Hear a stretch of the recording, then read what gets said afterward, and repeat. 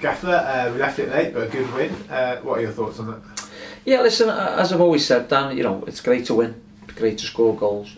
More importantly is coming away with no injuries and, seeing some patterns of play about what we want and what we want from the boys and the instructions we've given them, And at the end of the day, it's pre-season done because we've got a tough game next week against QPR in the Carabao Cup, which we're really looking forward to.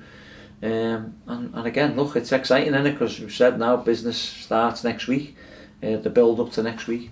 But just pleasing to see the lads getting a couple of goals. Obviously, yeah, nice to win. It's not all about the results in pre-season, as I've said before, even when we've lost. So I'm not going to big it up when we've won.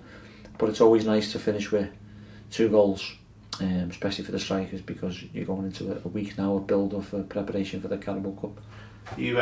It's obviously been a really difficult pre-season to plan in many ways, but you must be pleased with the standard of opposition you've played. Rangers, Middlesbrough. I thought Forest Green were very strong today. It was a pretty robust pre-season given the circumstances. Definitely, mate. Yeah, and I think let's not forget Parkway in there, the first one. Obviously, it's always tough to play against them. And again, we've Dan, you've been around it. We've had to, organise things. We've had to scrap the schedule up and start again. And yeah, I think that's connections we have and what who we speak to, and Mark Cooper, along with Neil Warnock, Stephen Gerrard, and Lee in there as well. And the games we've played, listen, we would have liked to have played more games, as I've said before, but circumstances changed that.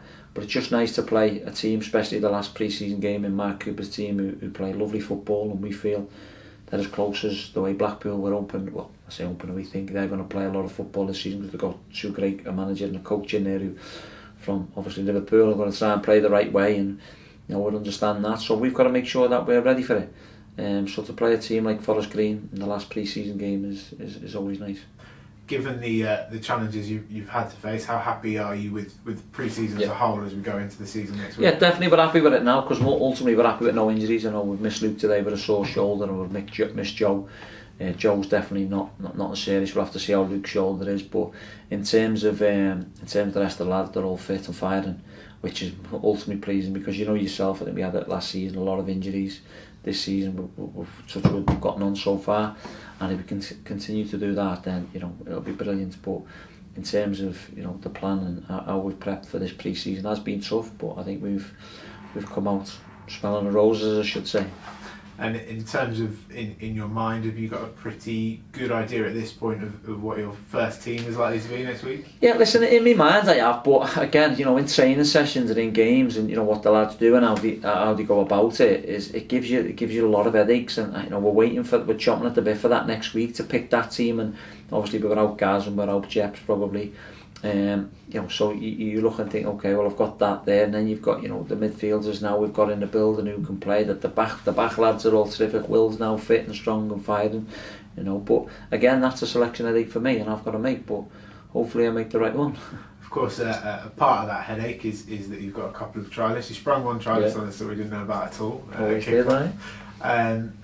You're coming close to making a decision on particularly the one. I'll speak to Calvin today. Listen, he's done terrific. We just need to have a chat with him and see where he thinks he fits with us and where we fit with him. And again, he's probably got other interests also, so we need to make sure of he does the right thing. He's got a young family, young baby, and a missus up in Scotland. So listen, he's been terrific. His application and everything about him, he's been different class. So what we need to do now is we'll have a chat with him in a minute and see where we go with that one.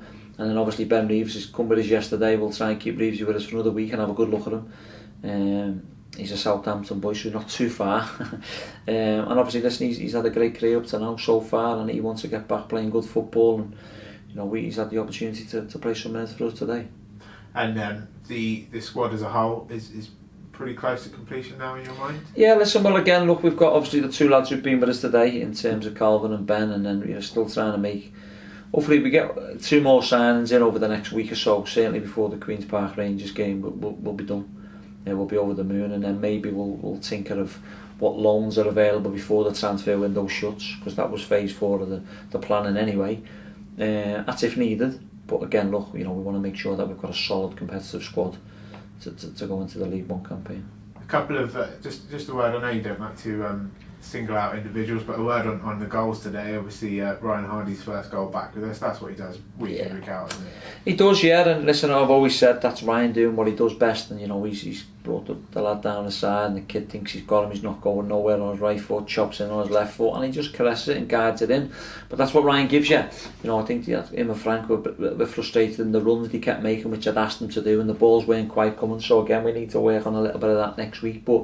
And then obviously Jeps and Dom, when they come on a pitch, they give it a different dimension, because the two of them are a bit smaller than Frank and Ryan, and then the anticipation of Jeps when the ball comes and just drops when Panucci wins the ball, to see the keeper that far off his line and to just caress it in and whip it in the goals is you can't really buy that. Is that the sort of, in your mind, is that the sort of goal that our team is going to score this season, the sort of Ryan Hardy goal in the first? Oh yeah, the Ryan Hardy goal certainly, but again I felt in the first half we were receiving the ball, the 8s in certain areas, and they were driving, but they weren't sliding them in, and that's what we want. We want them to get in good areas and slide the 8s in, little pullbacks, crosses, dinks, backstick, whatever it may be.